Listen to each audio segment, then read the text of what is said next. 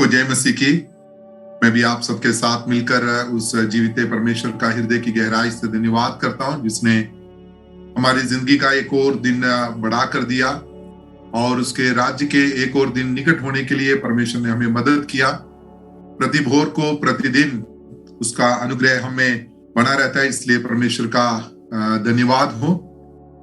परमेश्वर की उपस्थिति में एक वचन जो कि हम सबको सुपरिचित है, उस वचन को आज प्रातःकाल के समय थोड़ी देर के लिए मनन कर मैं अपने कर्तव्य में से बैठने के लिए चाहता हूं। हम सबको सुपरिचित ये वचन है इफिसियों की पत्री, उसका 3 अध्याय और उसकी 20वीं आयत। इफिसियों की पत्री उसका 3 अध्याय उसकी 20वीं आयत इस प्रकार से बताती है, अब जो ऐसा सामर्थ्य है कि हमारी विनती और समझ से कहीं अधिक काम कर सकता है, उस सामर्थ्य के अनुसार जो हम में कार्य करता है। परमेश्वर की सामर्थ्य के बारे में कौन कौन से सामर्थ्य परमेश्वर ने मनुष्य को एक दान के रूप में दिया हुआ है, उसके बारे में संत पौलुस यहाँ पर आत्मा से प्रेरित होते हुए अपने उस इफिसियों की कलीसिया को वो पत्र लिखते समय कह रहा है। कई प्रकार के जो विनती और कई प्रकार के निवेदन हम सबके होते हैं। हमारे कुछ व्यक्तिगत विनतियां होती हैं, हमारे कुछ सार्वजनिक विनतियां होती है, पारिवारिक विनतियां होती हैं और कलीसियाई रूप से भी कई विनतियां हमारी होती हैं।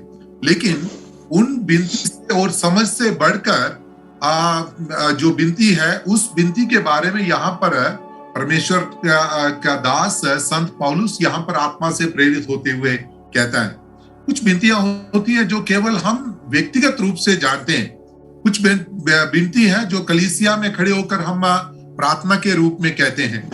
हम हर प्रभात के समय पर परमेश्वर की उपस्थिति में जब हम प्रार्थना के लिए आते समय हम मध्यस्थ प्रार्थना में कुछ विनतियां रखते हैं। बीमारों के लिए हम प्रार्थना करते हैं और बहुत से जनजाति के लिए हम प्रार्थना करते हैं, भाषाओं के लिए हम प्रार्थना करते हैं। उसी के साथ साथ हमारे देश के लिए हम प्रार्थना करते हैं। परमेश्वर का वचन कहता है कि सबके लिए प्रार्थना करो, सबके लिए विनती करो। अधिकारियों के लिए हम प्रार्थना करते हैं। लेकिन यहाँ पर हमारी समझ से बढ़कर जो विनती है, जिसका परमेश्वर हमें उत्तर देता है या जिसके लिए परमेश्वर अपना कार्य हमारे बीच में करता है। मैथ्यू हेनरी कर एक परमेश्वर के दास जो कि एक धर्मशास्त्री है, वेद शास्त्री हैं, उन्होंने इस प्रकार से कहा, ये विनती और समझ से बढ़कर जो कार्य है वो परमेश्वर का अनुग्रह है, द ग्रेस ऑफ गॉड। यानी कि परमेश्वर की वो दया है जो परमेश्वर अपने लोगों के ऊपर देता है। अनुग्रह के बारे में हम सब जानते हैं, पहले भी हम इसको जानते आए हैं। कल के दिन मैं जस्ट रैंडमली इसको मैं चेक कर रहा था, किसी प्रकार के कोई कमेंट्री के अनुसार नहीं, बाइबल के उस सॉफ्टवेयर बाइबल में ही जो उसको मैं सर्च कर रहा था, लगभग 223 बार अनुग्रह शब्द को दोहराया गया है। अनुग्रह, अनुग्रह, ये परमेश्वर का अनुग्रह है। हमारे जो उद्धार है ये परमेश्वर का अनुग्रह है। हमारे किसी भी प्रकार के कोई भी पुण्य कामों के द्वारा या किसी प्रकार के कोई भी उन योग्यताओं के द्वारा नहीं, किसी कार्य कुशलता के द्वारा नहीं, उसके अनुग्रह के द्वारा।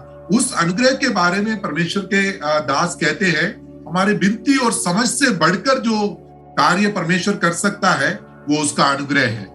हम सब उसके गवाह हैं, हम सब उसके अनुग्रह को किसी न किसी रीति से अनुभव किए हुए लोग हैं। आज प्रातःकाल के समय परमेश्वर ने उस अनुग्रह को अपने लोगों के लिए बिल्कुल सेतमेत दिया हुआ है, जिसके हम योग्य नहीं थे। अनुग्रह जो कि ग्रेस शब्द है, एक और बार उसको मैं दोहरा कर बताने के लिए मैं चाहता हूं, सरल रीति से उसको समझने के लिए। उदाहरण के रूप में एक बच्चा और एक विद्यार्थी यदि 100 में से 32 नंबर तक यदि वो ले रहा है, चाहे वो गणित में हो, चाहे अंग्रेजी में हो, किसी में हो जाए, तो उन अध्यापकों को दिया गया एक शूट है कि उनको एक और नंबर देकर, एक और अंक देकर उनको पास करा दिया जाए, जिसके वो विद्यार्थी योग्य नहीं है। इसे कहते हैं ग्रेस मार्किंग, यानी कि जो उस अनुग्रह के रूप में उनको दिया जाने वाला कार्य। हमारे आत्मिक जीवन में भी जबकि हम इसके किसी प्रकार से योग्य नहीं थे, उस समय हमारी योग्यता से बढ़कर परमेश्वर ने हमारे जीवन में कार्य किया। हम कई बार उस भजन को उस कोरस के रूप में हम परमेश्वर की उपस्थिति में गाते हैं। कई बार ये जो गीत हो जाए या इस प्रकार की जो आयत हो जाए, आज के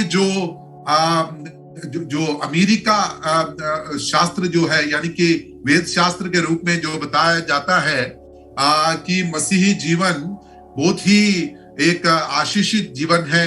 मसीह में अगर आ जाए तो छोटा व्यक्ति बड़ा हो जाएगा, गरीब व्यक्ति अमीर हो जाएगा, या किसी प्रकार से उसमें कई बार दुरुपयोग किए जाने वाला एक शब्द है ये जो अनुग्रह। लेकिन यहाँ पर हमारे जहां पर जिस बात के लिए हमें योग्यता नहीं थी, उस जगह पर परमेश्वर अपना कार्य करने के लिए विश्वास योग्य और धर्मी है कर यहाँ पर संत पौलुस इसके बारे में कहता है। इस अनुग्रह को परमेश्वर की उपस्थिति में प्राप्त करने के लिए उसने कुछ शर्तें भी हमारे बीच में रखी हुई है। जहां जहां अनुग्रह शब्द का इस्तेमाल किया गया है, वहां पर किसी प्रकार का कोई भी एक हम जिस कार्य को नहीं कर सकते उस कार्य का एक वायदा या उस कार्य का एक शर्त नहीं, लेकिन हर मनुष्य के लिए परमेश्वर चाहने वाली कुछ बातों को, विशेषकर जो मसीह में आकर कलीसिया की सदस्यता को जो प्राप्त करते हैं, उनके लिए परमेश्वर ने कुछ शर्तें भी इसके पीछे रखी हुई हैं। कल हमने एक्लीसिया अर्थात कलीसिया के बारे में हमने जान लिया। उसके 21वीं आयत में लिखा हुआ है, वो विनती और समझ से बढ़कर परमेश्वर अपना कार्य इसलिए करता है ताकि कलीसिया में और मसीह यीशु में उसकी महिमा पीढ़ी से पीढ़ी तक युगान युग होती रहे। उस सामर्थ को, यानी कि अपने उस सामर्थ के द्वारा वो अनुग्रह परमेश्वर मुझे और आपको व्यक्तिगत रूप से और हमें पारिवारिक रूप से, एक सामाजिक रूप से, कलीसियाई रूप में परमेश्वर इसलिए देता है ताकि उसके नाम की महिमा हो जाए। उस अनुग्रह के लिए मैं परमेश्वर का धन्यवाद करता हूं। उस अनुग्रह के द्वारा मुझे और आपको परमेश्वर की उपस्थिति में किसी भी समय पर आकर अब्बा पिता कर पुकार कर उससे प्रार्थना करने के लिए परमेश्वर हमारी मदद करता है। होने पाए कि उस अनुग्रह में होते हुए आगे बढ़ने के लिए परमेश्वर हम सबकी मदद करने पाए। संत पौलुस 2-3 बातें वहां पर उस अनुग्रह को अर्थात उस हमारे विनती और समझ से बढ़कर कार्य परमेश्वर जो हमारे लिए करने के लिए चाहता है, उसे प्राप्त करने के लिए न्यूनतम 2-3 बातों को यहाँ पर संत पौलुस यहाँ पर दर्शा रहा है। उसकी 16वीं आयत में वो इस प्रकार से कह रहा है कि वे अपनी महिमा के धन के अनुसार तुम्हें ये दान दे कि तुम उसके आत्मा से और अपने भीतरी मनुष्यत्व में सामर्थ पाकर बलवंत होते जाओ। पहली बात, पहला शर्त परमेश्वर ने ये रखा हुआ है कि हमारे भीतरी मनुष्यत्व को उसकी आत्मा के द्वारा हमें सामर्थी बनाना है।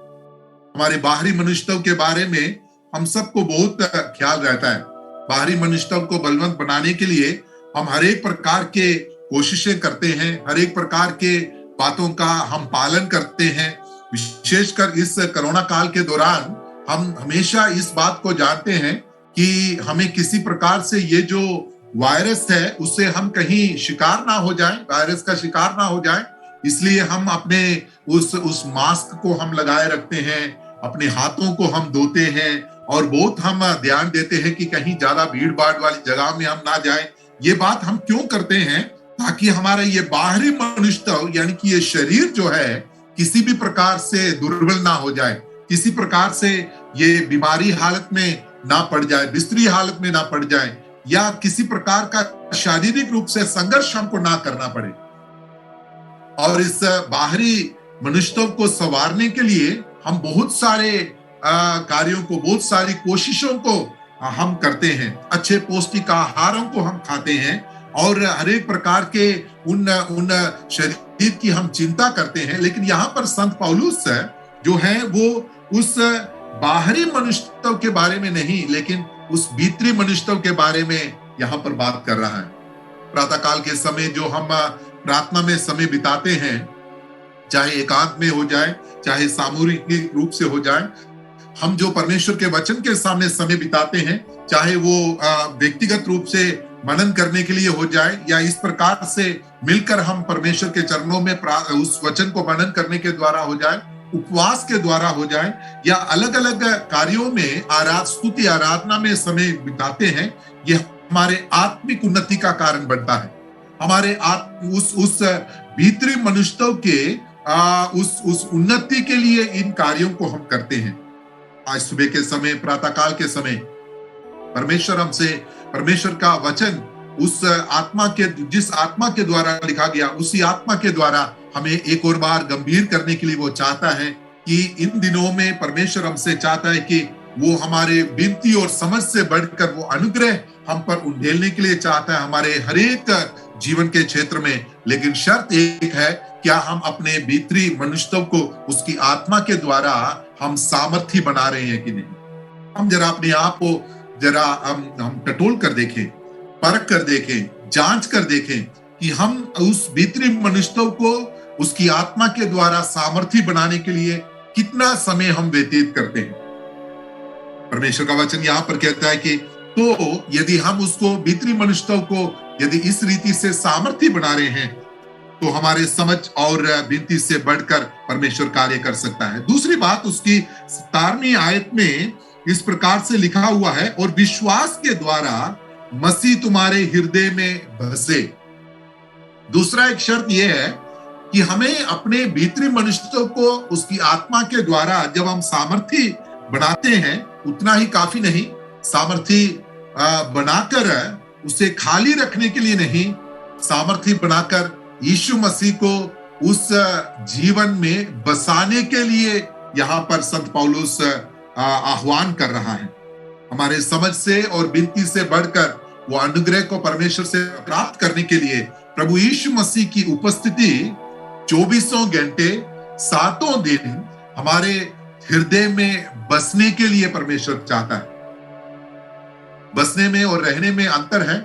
हम जानते हैं कि बसा हुआ एक व्यक्ति, हर व्यक्ति अपने अपने घर में बसा हुआ है, लेकिन हर व्यक्ति दूसरों के घर में एक मेहमान के रूप में केवल जाता है। वो शायद रहने के लिए जाता होगा, कुछ क्षण के लिए, कुछ घंटों के लिए, या शायद कुछ दिन के लिए शायद उनके घर में वो रहने के लिए जाता होगा। लेकिन जब वहां का उस कार्य पूरा हो जाता है तो अपने अपने घर में जाकर बसते हैं। बसा हुआ एक व्यक्ति को घर के पूरे कमरों के बारे में पता है, कमरों में रखे हुए जितने भी वहां पर चीजें हैं उसके बारे में उनको पता है, वहां के एक एक कार्यों को किस प्रकार से किया जाता है उसके बारे में उनको पता है, वहां की समय सारणी के बारे में उनको पता है। कोई एक मेहमान यदि घर पर आ जाए, वो हर कमरों में शायद नहीं जा पाएगा, जाने की शायद उनको अनुमति नहीं होगी। लेकिन यदि एक साधारण व्यक्ति है, समझ रखता है, वो अनुमति के बगैर भी किसी कमरों में जाना नहीं चाहेगा। लेकिन जो उस घर का मालिक है, घर में जो बसे हुए हैं, चाहे बच्चे हैं, चाहे माता है, चाहे पिता है, घर का मुखिया है, वो किसी भी कमरों में किसी भी समय पर जा सकता है। वो बसे हुए हैं। यीशु मसीह के बारे में यहाँ पर, परमेश्वर के बारे में यहाँ पर संत पौलुस ये कहता है कि मसीह हमारे हृदय में बसने पाए, हमारे जीवन के हर एक क्षेत्र में वो हस्तक्षेप करने के लिए चाहता है। वो हमें कुछ बातों के लिए हमें सराहना चाहता है, कुछ बातों के लिए वो हमको मना करने के लिए चाहता है। आज प्रातःकाल के समय इस आयत को जब हम मनन करते समय अपने आप को जरा हम जांच कर देखें, हमारा परमेश्वर प्रभु यीशु मसीह की उपस्थिति हमारे हृदय में बसने लायक है या केवल रहने लायक है। प्रभात के समय हम आकर 5 बजे से लेकर 6:15 बजे तक हम यीशु मसीह को अपने हृदय में रहने देते हैं। उसके बाद ठीक है, पूरा दिन अपने मन मर्जी के अनुसार हम आगे की ओर बढ़ते हैं, या पूरे दिन को हम परमेश्वर की उपस्थिति में कहते हैं कि परमेश्वर जहां कहीं मैं जा रहा हूं, यीशु मसीह आप मेरे साथ साथ आप आ जाइए, हर एक बात में आप हस्तक्षेप कीजिए, मेरी बोली हो जाए, मेरा विचार हो जाए, मेरे हाथ के काम हो जाए, मेरा चाल चलन हो जाए, मेरा हृदय हो जाए। परमेश्वर, ये आपके लिए मैं खोल कर देने के लिए चाहता हूं, आप इसमें बस जाइए, आपका मेरे जीवन के सभी क्षेत्रों में आप आ जाइए कर हम परमेश्वर की उपस्थिति में हम प्रार्थना करें। तीसरी बात परमेश्वर के उस प्रेम को जानने के लिए है। उसकी 18वीं आयत में वो इस प्रकार से कहता है और कि तुम प्रेम में जड़ पकड़कर और नींव डालकर सब पवित्र लोगों के साथ भली भांति समझने की शक्ति पाओ कि उसकी चौड़ाई और लंबाई और ऊंचाई और गहराई कितनी है। परमेश्वर के प्रेम के उस चौड़ाई, लंबाई, ऊंचाई और गहराई को समझने के लिए यहाँ पर संत पौलुस इफिसियों की कलीसिया से वो कह रहा है या उनको प्रेरित कर रहा है। परमेश्वर के प्रेम के बारे में हम हर कोई जानते हैं। बहुत सारे संगीत, बहुत सारे गीत उसके बारे में लिखा हुआ है। तू प्यार का सागर, सागर दया का तू है। उस भजन में इस प्रकार से भजनकार कहता है कि गहराई मिले सागर की, ऊंचाई मिले आसमान की, गहराई मिले सागर की, ऊंचाई मिले आसमान की, पर कोई नाप ना पाएगा गहराई तेरे प्यार की। तू प्यार का सागर, उसका प्यार जो है वो एक सागर के समान है। एक परमेश्वर के दास ने इस प्रकार से कहा कि परमेश्वर, यदि आपके प्रेम के बारे में मैं लिखने लगूं तो इस संसार के जितने भी वृक्ष को कलम बना दिया जाए तब भी लिख लिख कर मैं उसको पूरा नहीं कर सकता। ये सागर के जितने भी जल हैं, उस जल को यदि स्याही बनाया जाए तो उन स्याहियों से लिख लिख कर मैं उसमें पूरा नहीं कर सकता। प्रियो, मैं इस प्रभात के समय इस छोटे से मनन को आपके सामने मैं रखने के लिए चाहता हूं। परमेश्वर के प्रेम के उस गहराई को, उस लंबाई को, उसकी चौड़ाई को, उसकी ऊंचाई को समझते हुए प्रतिदिन हम यदि आगे की ओर बढ़ रहे हैं, उसका अनुग्रह जो संत पौलुस को परमेश्वर ने कहा, जो कमजोरी में हमारी मदद करती है, मेरा अनुग्रह तेरे लिए काफी है कर कर संत पौलुस को जब प्रार्थना के दौरान परमेश्वर ने एक दिलासा के रूप में उस वचन को जो दिया, उस अनुग्रह को परमेश्वर हमें देने के लिए चाहता है जो हमारे विनती और समझ से बढ़कर है। जॉन मकाथर कर एक परमेश्वर के दास ने परमेश्वर के उस प्रेम के गहराई के बारे में इस प्रकार से बताया कि उसकी प्रेम की गहराई इस प्रकार से थी कि जब हम पापी ही थे, हमारे उस पापी अवस्था को देखकर सर्वशक्तिमान परमेश्वर अपने उस सिंहासन पर बैठा नहीं रह सका। अपने सिंहासन में से उठकर मनुष्य का रूप धारण कर कर प्रभु यीशु मसीह इस संसार में देहधारी होकर इस संसार में, इस गहरे संसार में वो आया। जबकि हम उस पाप के गहरे दलदल में धंसे हुए थे, उसने हमसे प्रेम किया, हमारे लिए उस संसार में आया, हमारे लिए मारा गया, गाड़ा गया और तीसरे दिन मृतकों में से जी उठकर आज बाप की दाहिनी ओर बैठकर मेरे लिए और आपके लिए वो मध्यस्थता कर रहा है। ये प्रेम की गहराई के बारे में वो कहता है। उसके प्रेम के जो उस चौड़ाई लंबाई के बारे में उस प्रकार से कहता है कि उस गत्सेमने बाग से लेकर गोलगोथा तक जो लंबी यात्रा उसको करनी पड़ी, उस पगडंडियों में से, उस पहाड़ी जगहों में से, कंटीले रास्तों में से गिरते उड़ते, दर्द सहते हुए, लहू लोहान होते हुए, अपने आप में उफ तक भी ना करते हुए, उस पसीने को खून बनाकर और टपकाते हुए जब वो आगे की ओर जाकर अपने आप को उसने निछावर कर दिया, वो परमेश्वर के प्रेम की लंबाई है।